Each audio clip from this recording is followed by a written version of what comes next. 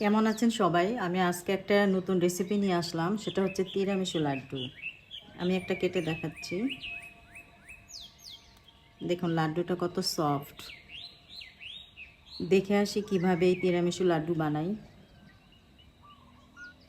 প্রথমে আমি তিরামিসু লাড্ডুর জন্য 1 কাপ দুধ নিয়ে নিচ্ছি। এটা জাল দেওয়া ঘন দুধ। ওই কাপের মাপ করে 1/2 কাপ মিল্ক পাউডার দিয়ে দিচ্ছি।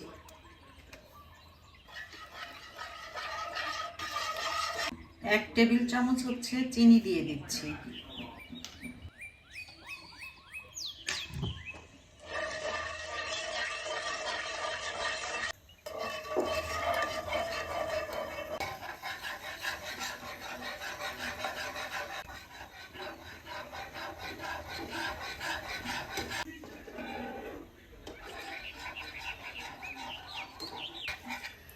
আমি যেহেতু তিরামিসু লাড্ডু বানাবো, তাই আমি এর মধ্যে হচ্ছে বিস্কিটের গুঁড়া দিয়ে দিব। এটা আমি যে কোনো বিস্কিট দিতে পারেন। আমি এখানে 1 টেবিল চামচ বিস্কিটের গুঁড়া দিয়ে দিচ্ছি। ব্লেন্ডারে ব্লেন্ড করে নিয়েছি আগে, দিয়ে এবার নাড়বো।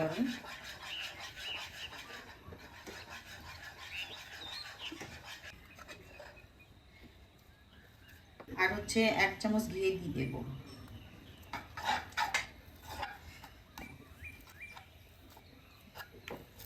আমার এটা হয়ে গেছে।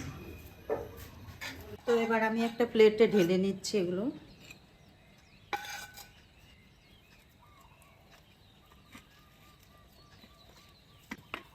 এই মিষ্টিটা খেতে অনেক সুস্বাদু হয়। এটা সবার পছন্দ করবে, সবাই, বাচ্চা থেকে শুরু করে বড়রা সবাই। তো আপনারা একবার বানিয়ে দেখবেন।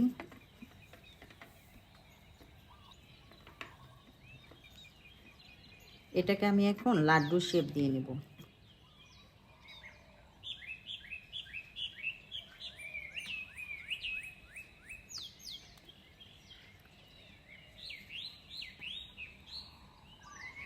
তো এভাবে সবগুলো লাড্ডু আমি তৈরি করে ফেললাম।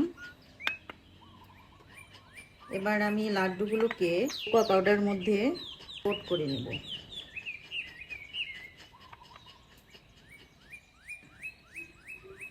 এটা শুধুমাত্র দেখার সৌন্দর্যের কারণে।